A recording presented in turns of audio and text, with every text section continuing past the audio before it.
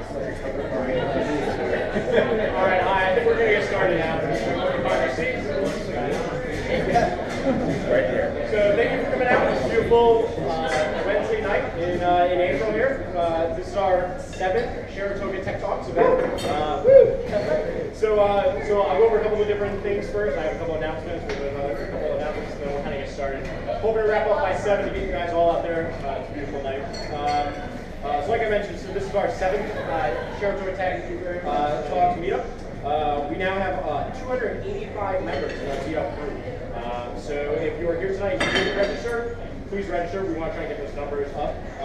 We've grown from 221 members last month, so I mean that's phenomenal growth. I think we're the 3rd largest meetup in Saratoga, and I think probably 8th largest meetup in the capital district, which is pretty phenomenal considering we've never done anything except for put it out there, and it's just grown organically. So I'm pretty proud of that.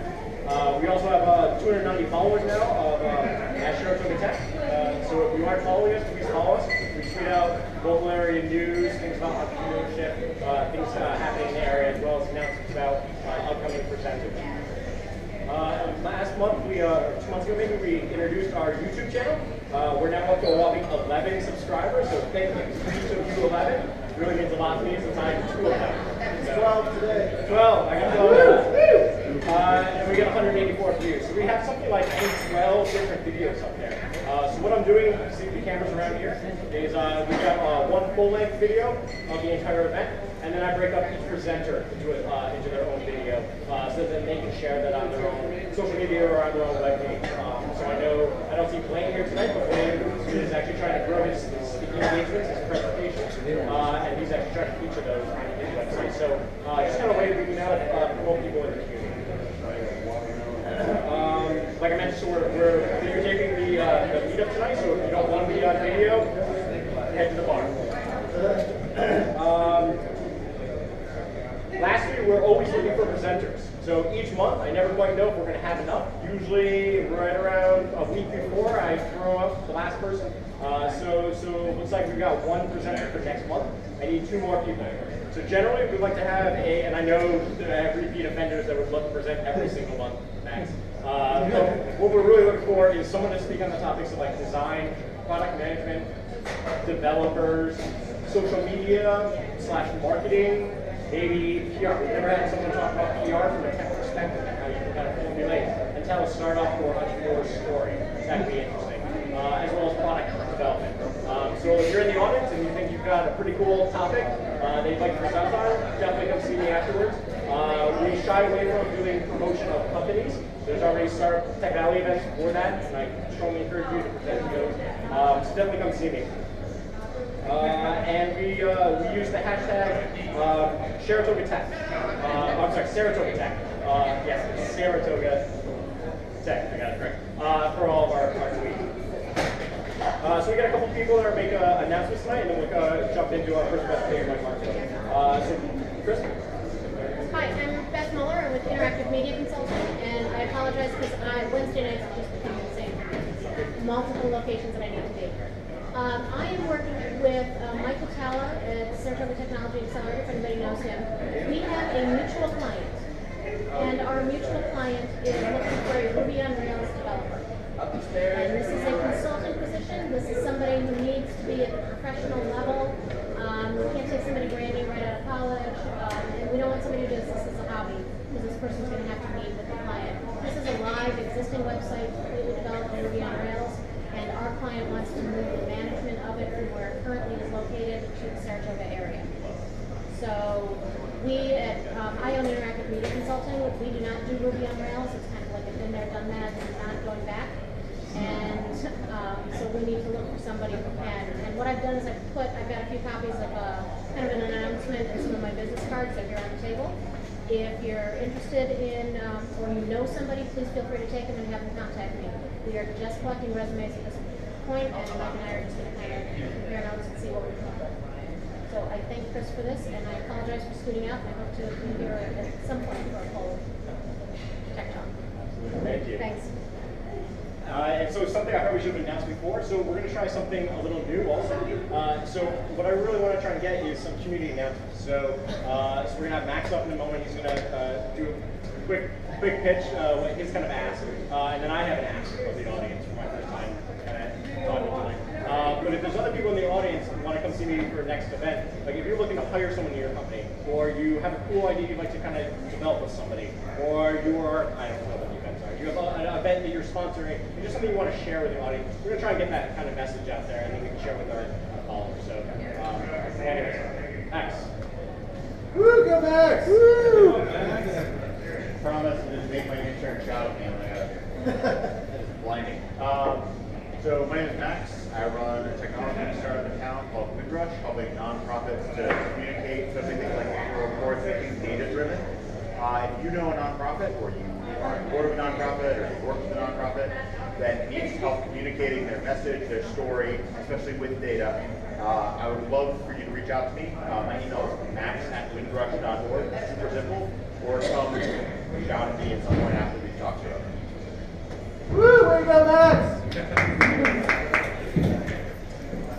Fantastic. So my ask is I'm going to start called WorkOrder.es. We make a mobile work order ticketing service for property managers and landlords. So what my ask is we are running a beta pilot program right now. For feedback on our product from landlords and property managers. So we have a lot of beta testers already. What we're looking for is real live landlords who roll in our program for free, give us feedback, let us know about some future feature requests that they're looking for. So what I'm looking for is if anyone is a landlord in the audience or knows landlords that, come see me afterwards, love to give you my card, love to get in touch with them through an introduction to them. Again, not trying to sell you, but honestly looking for feedback on our product. And the second ask is that we are actively looking to hire our first full-time employee. Inside salesperson right here in Saratoga, trying to grow our local economy. This person will work out of the Sharatoga co-working stage, which we also know. So if anybody knows of any inside sales people that are looking for an opportunity, could even be a part-time opportunity, definitely feel free to refer them to me. We have our job posting out on the LinkedIn board, or you can come see me and I'll give you more information. All right, so first up, our first presenter, which I just closed, August is going to talk to us about Arduino. Has a couple of different, Raspberry Pi. Raspberry Pi, show us how we use it as a home media hub. All right, sorry for the quick technical difficulty, everyone, but go ahead and start us out. So this is what I'm talking about today, this little $35 computer. My goal is to show you that this $35 computer provides some kind of value to you by being an appliance of some kind. So I'm Marcus Batson, I'm just a user, and for me, the biggest thing I found out was awesome about the Pi is that it was a media center that could stream 1080p video, and I could also watch my podcast, I could listen to my music, and it did all this using 10 watts of electricity. And I could leave it running 24/7 and had no stability issues at all. So, and also it's a reusable appliance. So I've also had a Chromecast before, and the thing I like the idea behind the Chromecast, the Amazon Fire TV, these other appliances that you just plug in and they work, but they're not reusable. So what happens when when Google or Amazon stops supporting them? Then you lose that device. The nice thing about the Raspberry Pi is it's whatever you make out of it. So I'll have a nice image for this one, but one example I saw that was pretty interesting is that I looked at some digital signage solutions. So like when you go to McDonald's or Burger King, for example, you see that menu board is just an electronic sign. That sign probably costs a few $1,000, $200 to $2,000. This team behind digital signage actually made a free project that you can download and make your own solution using any TV that has an HDMI port and a Raspberry Pi. So, it's free pass relay. Does anyone know what a Nintendo 3DS is? No?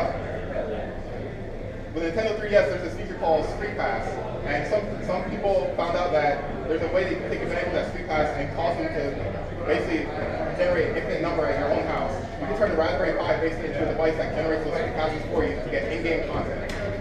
So, and it takes all about 10 minutes because the person who made the image for it made it to be plug and play. As long as you have a wireless adapter and an Ethernet connection, it works. So you get to generate in-game content at your house without having to go outside. So the main thing behind the Raspberry Pi is that the foundation that started up to make this wonderful computing platform wanted to make it more affordable for schools to teach children the code. So that's why they developed this single board computer to be at $35. And even though they released a new one that's basically 6 times better, they kept the price at the same price point as the old one. So another great thing. So me personally, huh? You're running on the old one? Oh no, right now I'm running this off of the new one, just because the new one runs, I'll be able to run the door pretty easily off of it. So the thing I mainly use it for, media center. For me, that was a big thing that instead of having to turn on my desktop every time I want to do something, I just leave this little tiny computer plugged into my monitor at home, just running 24/7, and I just turn it back on and switch the inputs. I can continue resuming watching my videos. I have some of my podcasts set up to them. I can play FLAC audio just fine. And again, for me, the thing that really blew me away that it streams 1080p video just fine with no issues. So and also, as far as controllers go, right now I'm using OpenELEC for my media center, and there's so many different control methods for it. So for example, I got a IR remote that has a USB receiver. It works for that. If your TV has HDMI and a feature called consumer electronics control, you could probably even use your remote control that already comes with your TV to control your media center with Raspberry Pi with no extra setup. And then also there's apps for your phone. You can even start up a browser through your laptop, or you can just use keyboard and mouse. So the control method is limited to what you're thinking about. So the plugins. If there isn't a plugin out there, you can make it easily, but there probably is a plugin for something that you want. So that's the media center. So that's all I really had to show up for the Raspberry Pi. I just wanted to show y'all that Raspberry Pi is a viable platform besides just learning how to code and do other things with it too. For the most part, you're only limited to what you can do with your imagination. One person was telling me that they're working on a project with the Raspberry Pi to, I think one heard of Lego Mindstorm. So it's a nice piece of kit, but it also costs a decent amount of money to get started. Someone's been looking at, there's a project out there that's looking to replace the Mindstorm controller with a Raspberry Pi. So now you can swap out a $200 controller that's proprietary by Lego into a $35 computer. So thank you for your time, and are there any questions out in the crowd? Why don't you show some? Huh? Show some. Okay. I have another one I can actually pass around. So here, this is the Model B+. That's one I actually use at home at the media center. I have a 64 gig micro SDHC card inside there, and I keep all my videos on there locally. So the way I use it is that whenever I want to watch these videos, I just SSH into it and copy videos. But you don't have to use SSH, so you don't have to worry about setting out. By default, you can turn on the Windows file share, so using Windows, you can just easily access the file share over your network and just copy files to it. Yes? So you're running Linux on your Raspberry Pi. Has anyone gotten these like Windows embedded or anything like that on there? I haven't really taken a look at Windows embedded because I'm like, why do I want that blue piece of software? What's the memory? Flash memory or? Oh yeah, for the memory, it's using a micro SD card. So because I like to go overkill, I have 64 gig micro SD card in that one and 32 in this one. So, any other questions? Any questions in the back? No? All right. Thank you very much. Thank you for your time.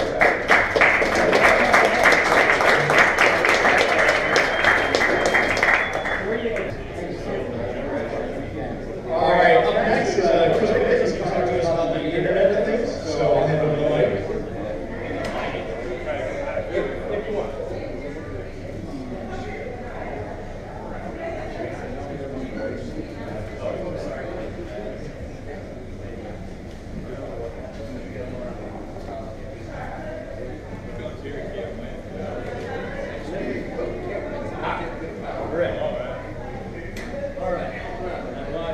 You got the drinks, wait for a 2-hour presentation.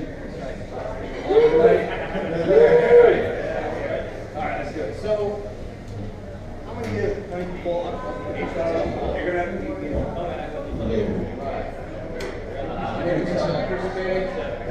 People Chase Networks. We use me and my Twitter mixer.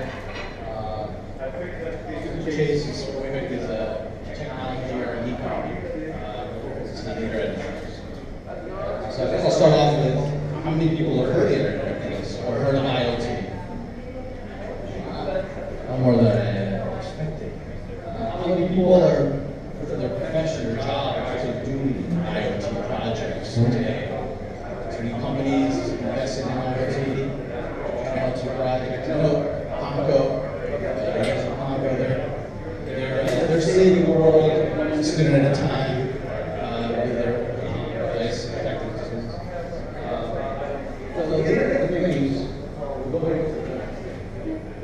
give you a definition of what it is.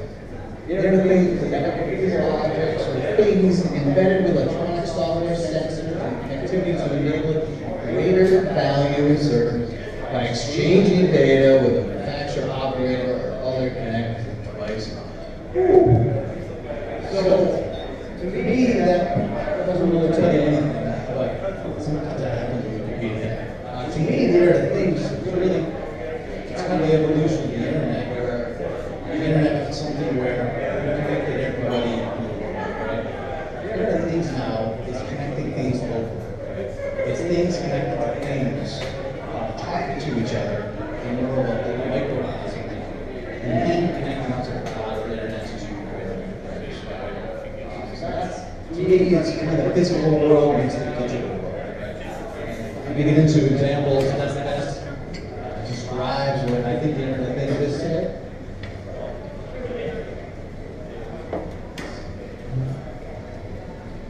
So, I don't know if you guys want to hear about a new technology and new trends. Two questions popping up. The first one is, what is it?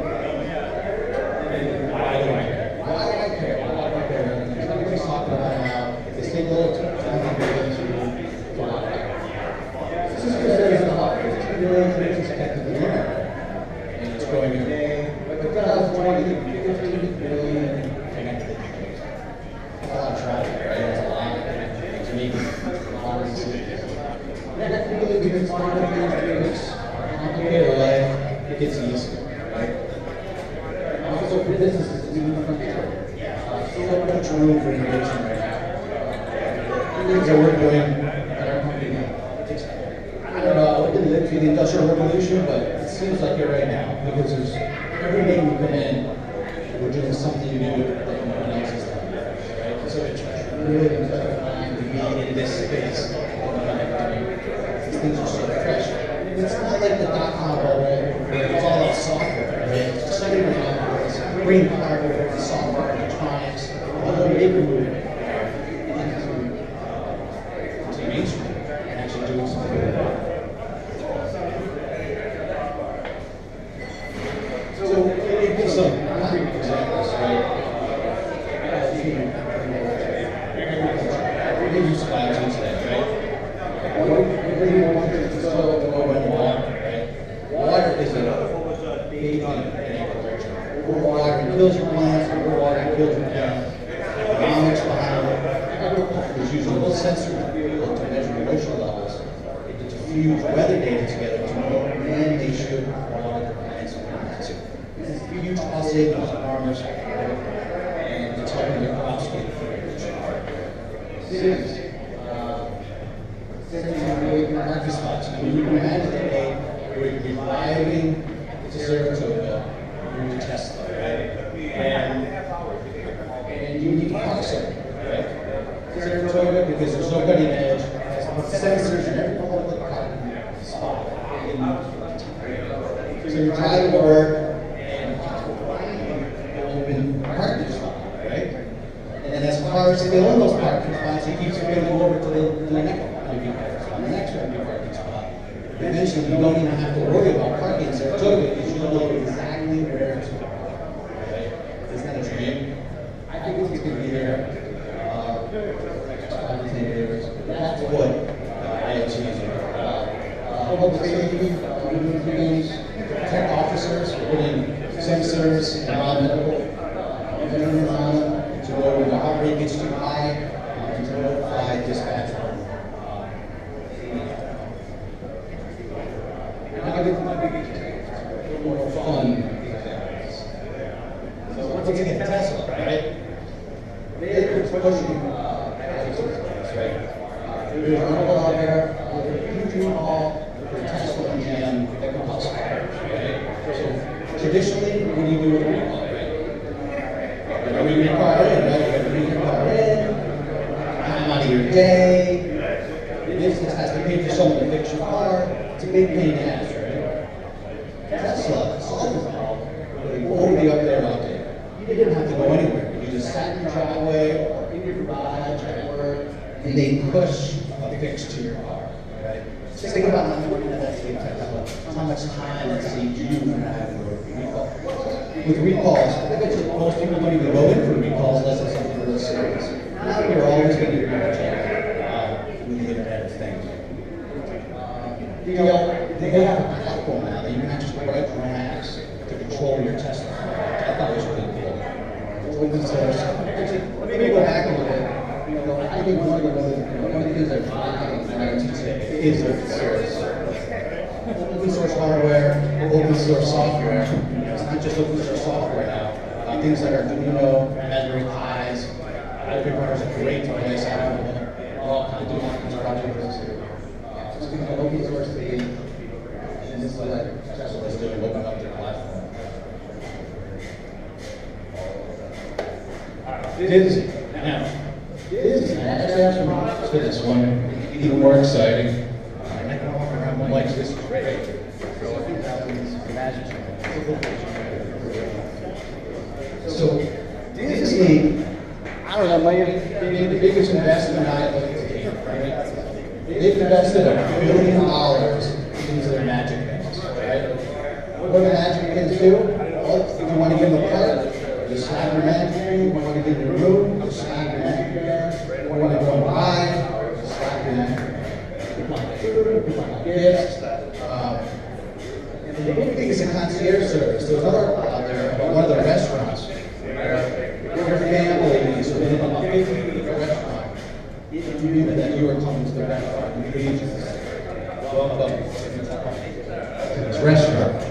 And then as you moved through the process of going to the restaurant, it knew that you sat down at the table. Because of the radio, the RFIDs and the bands, you could exactly where you were putting. A little scary, but it's a nice convenience, right? You're there because you're there, you don't have to deal with anybody. Real frictionless, context-aware experience. So this is, you're going to do a lot of things to their experience. And I need those back because my annual passes are on there, so I don't want to buy it.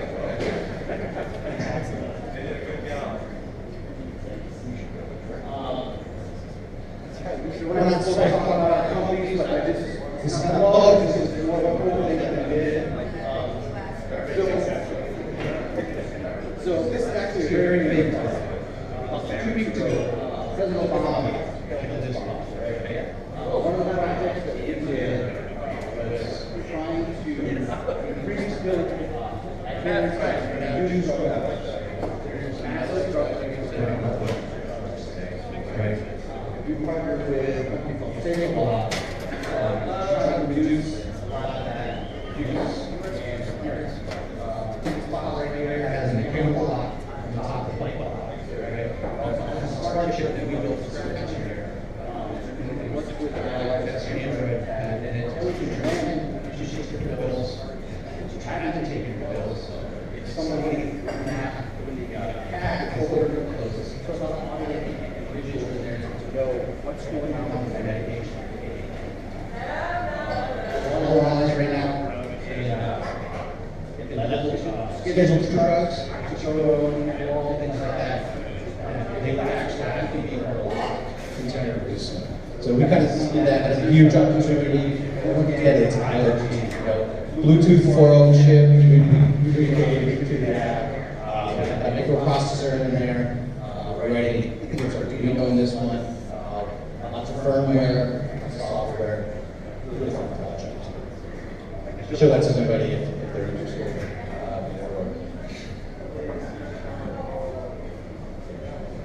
That's it. Thank you. Any questions or discussion? I'd love to talk about it. I can talk for hours. It's really fun. TV is fixed right now. You can do this with email, fixed or Esperanto's hanging out there for those lunch periods with their famous chicken curry. Talk about it, all ears. Yes. So, from what you've seen so far, what can companies do to secure their IoT devices from being abused? Yeah, well, that's a good question. I think everybody's trying to figure it out. I don't think there is a standard or a solution to securing those devices.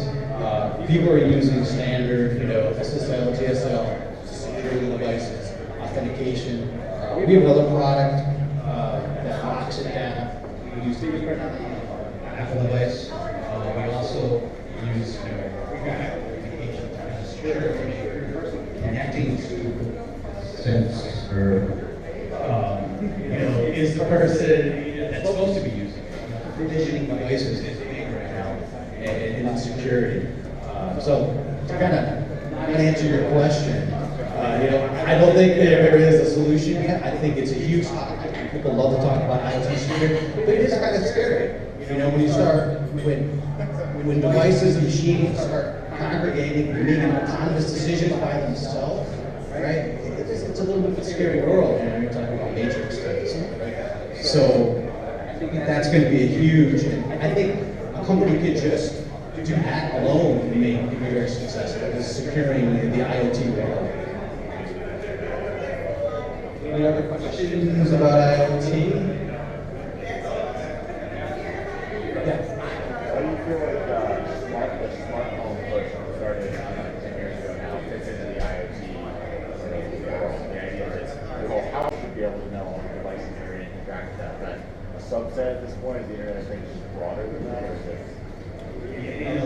Internet of Things is ubiquitous, and it's so broad, right?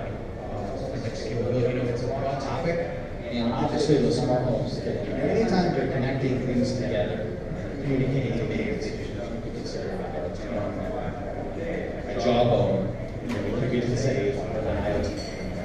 It's an IoT thing. It's got Bluetooth, it's got a microprocessor, right? It communicates with it. It's something local and then sends information. It's kind of your standard architecture. Smart homes is an interesting one just because it's a consumer.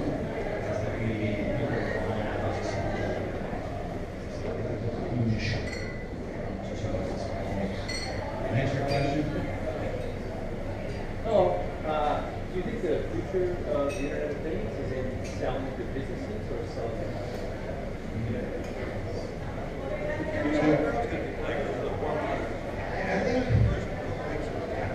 That's another great question. Obviously, there's a lot of people in businesses.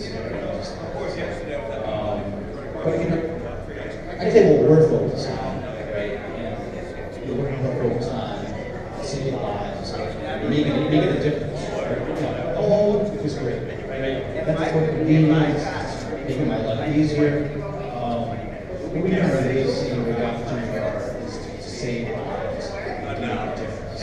Whether it be something medical, or protecting officers. I think, it depends on dollars and cents, but I like to see IoT go in that direction because it's so powerful. We can really make a huge impact. Are you aware of any work being done on technology, Internet of Things? I mean, I think it's more that nationwide. We're watching walk down to Bluetooth and on my phone. Yeah. And your phone is maybe Wi-Fi in the car. And that kind of technology is the size like it's scope of influence. Is anybody working on that? So the question is, there's so, and I'll try to paraphrase it, there's so many different wireless technologies, Bluetooth, Wi-Fi, Zigbee, all these different things. And is there anybody kind of trying to normalize that, right? And communicate, use all those to communicate? I'm thinking more about structure than it's a toaster is more like a stove than it's like a car.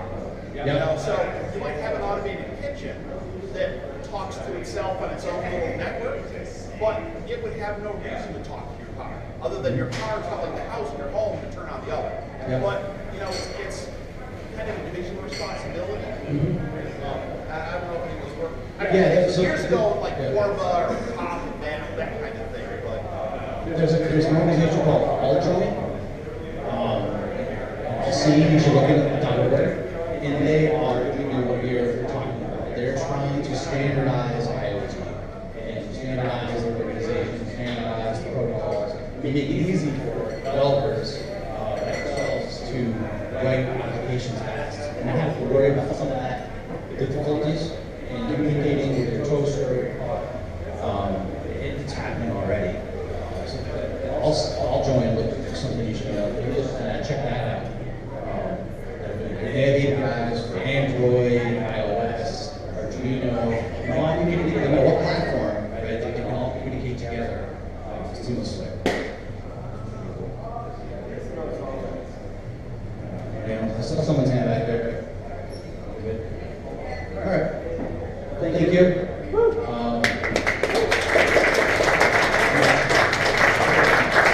Thank you very much. Can you guys hear me back there? Is the microphone held up? Our person that doesn't really know technology can be like, Yeah. oh, okay, yeah, I got that. All right, next up is Brian. Take a seat. So yeah, I'll definitely pass it on to him because I know they don't update their websites ever. All right, we're going to get started. This is going to be a little bit different, okay?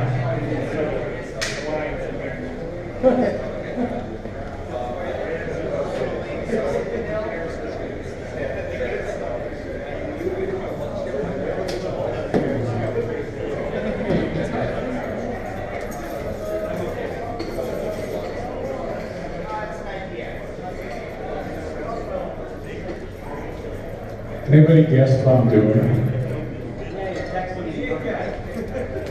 Texting? Being a TV? Anybody else? Live tweeting? Yes? Anyone? Periscope? Well, I'm going to give us all the benefit of the doubt. You're pretty close, because I'm guessing if I asked that question 5 or 10 years ago, the answer would be that I'm being rude. I'm paying attention to this little piece of glass and then everyone here. And I'm going to prove to you guys that this has become an increasing problem, and I'm also going to tell you that it's okay because we can get beyond it. This is going to be a little bit different than the tech talks I think you guys are used to, but I think we can have a little fun if everyone wants to play along. So, cell phones, who's got it? Lift them up. Everybody's got it. Come on, put it up. Come on, I know you guys have it. I want you to all hold them up. Put them down on the floor in front of you. On the floor. Put it down. Put it down. Come on, you can do it. All right. 64% of Americans own smartphones. And I'm guessing about 100% of the people in the country, right? Okay. So, 44% of these people sleep with the phone next to their bed. On this end. How many people do that? Raise your hand. 67% of people check their phones for alerts, even if they heard it or felt it by, just because they're worried they missed something. Who else? 29% of people describe their phone as something they can't imagine living without. Who else falls in that category? Of course, okay? So here's what I want to do. I made you put your phone down in front of you. When you feel the urge to grab the phone, to check something, to take a photo, to check a text message or something, just casually do this, put your hand back down. I'm not going to call on you, I'm not going to call you out. I just want you to be honest as we go through. When you feel the urge to grab that phone, just do one of that and we'll put it right back down, okay? We have gone in society from operas that are 3-4 hours long, to theater that's 3 hours long, to movies that are 2 hours long, to in the 70s we had hour-long television shows, to half-hour comedies, 6-minute videos on YouTube, to where now we're looking at Vine videos and going, oh, come on, 6 seconds, come on, move along, right? We went from novels to novellas, to short stories, to articles, to blog posts, to tweets, where I look at a tweet and I go, oh my God, you used all 144 characters? Move on, there's no photo of this? How many people here can ever read anything more than a headline in an article they see online? How many people have intelligent conversations with friends, coworkers, and loved ones where the only information they have is what it said in those 35 headline characters? Oh, gotcha. Right? That's where we got to. We are addicted to technology, and we are addicted to distraction. It's exponential, right? We as a human being are attracted to change. We're attracted to difference. We're attracted to things that move quickly, that flash, that draw attention. It's a human survival skill. It's why we can live on the land of Africa and not get eaten by lions. Because when things move and flash, we see that we react to it quickly. And so our brains are constantly looking for new stimulus. And the worst thing a human being can do is be bored. And we live in an environment now where we don't have to be. We have these little things in our pocket that keep us entertained all day. Let's go back in time for just a little bit. It might be a little bit of a career lives thing, but this is about 15, 20 years ago. This is what I have to do. I think that thing you'll be able to say. Maybe something like this. How many people eat their meals like this? How many people go to a restaurant? If I'd gone to you 10 years ago and say there'll be 4 adults sitting around a table for 20 minutes not talking with each other while they're waiting for their food to show up, you'd go, do they hate each other? What's going on? There's something wrong with that, right? This is common now. Go to any restaurant downtown, you'll see this. Look downstairs, I bet you'll see this, right? Children. This is how children used to have now 10 years ago, 15 years ago, how to spend time. How about this today? How many kids that stand around all day with little boys? Right? This is where we're at. This is the one to get now. How many people go to a restaurant and see a young couple, obviously they got first, second date, that look like this. They got their faces on their phones. If the allure of a hormone-raged member of the opposite sex sitting across from a teenager isn't enough to keep their attention, we're in a lot of trouble with it. We're in a lot of trouble. This scares me, right? Can you imagine standing in line at the DMV without your iPhone, without your Android phone? Imagine a half-hour wait in line with nothing to do. Some of you will probably break out the old just dreaming about this, right? No Twitter, no Candy Crush, no Facebook, can't even Periscope. I looked at line 2 weeks ago, and originally said Meerkat. I had to change it because I figured the reference was too far out of date, right? That's the way society is going, and it's only going to get worse. We've got stuff coming that's going to make it even easier. We don't even have to reach in our pocket anymore to get entertained. You're going to have glasses that send the stuff right to our eyeball. 2 weeks from now, you're going to have watches right on our wrist. You're going to be able to give us all of our tweets and all of our alerts and text messages. Anybody else stay up at 3 in the morning to order one of these? Any idiots like me? And maybe I got it a little worse than all the one of you. And these kind of things. We talked about the Internet of Things a minute ago. We're going to have the Internet at our access all over. Wearables are going to be a very big thing in the next few years. We've got an opportunity here to decide how we're going to handle it. Either these can help us break that addiction of walking around with this giant piece of glass in our hands as we just glance at things and move on. Or we're going to see pictures up here in a few more years where I'm showing pictures of people doing this. And God, I hope we don't get to that point. So, great. All right. So I obviously don't know technology.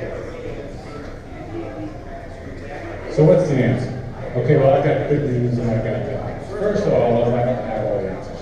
I'm not a psychologist, and I don't have the all-knowing, all-being power to change our lives. If we did, trust me, it'd be good for me.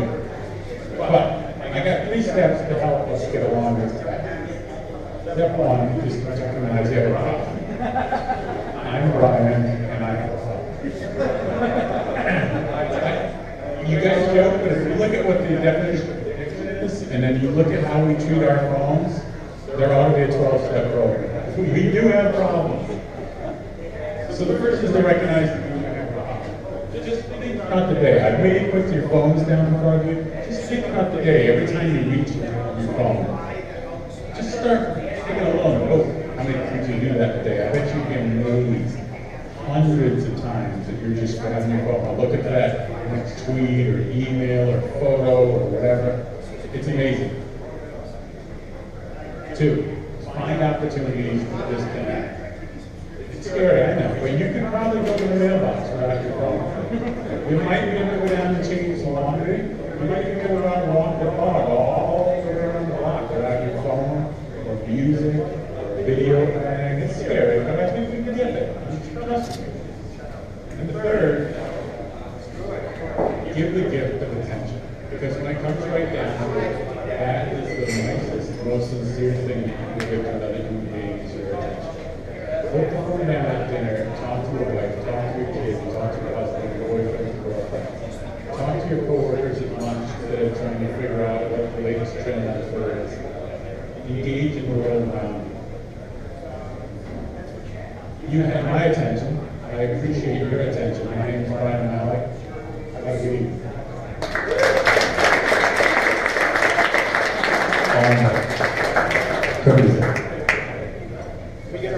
Hands go up and down throughout the presentation.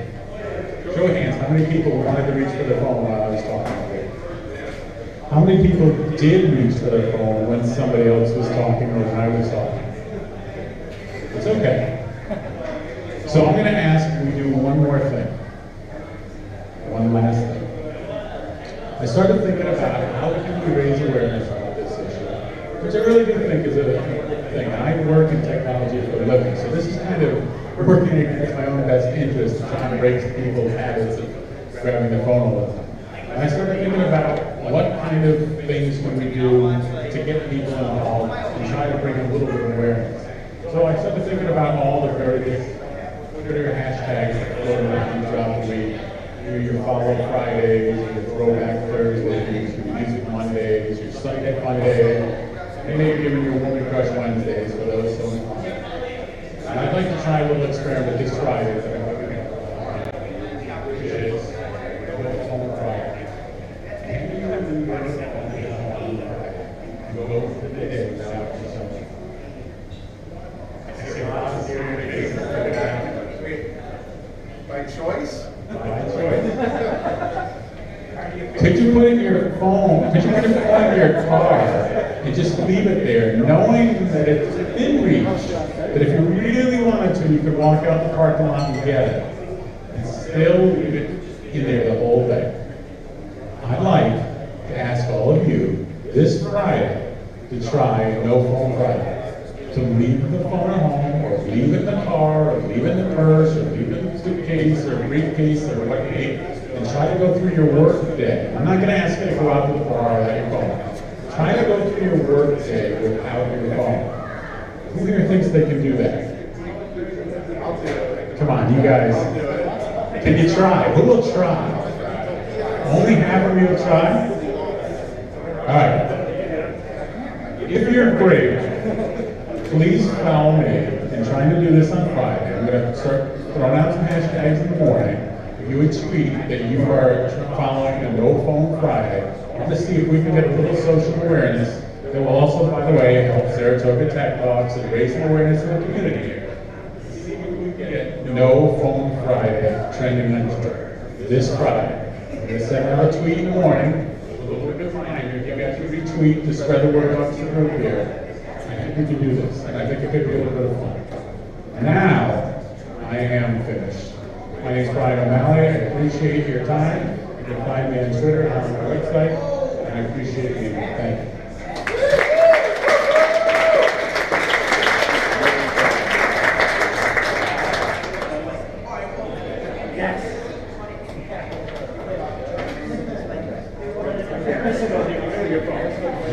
That was great. Everyone can pick up their phone. All right, so that's it. I promise you I'd get you in early on a beautiful Wednesday night. So thank you all for coming out. If anybody's interested in presenting next month, please come up, see me, or tweet at us. Not this Friday, but some other day. And I will definitely try to do No Phone Friday. Try. See if I get to work with it. So thanks a lot, everyone.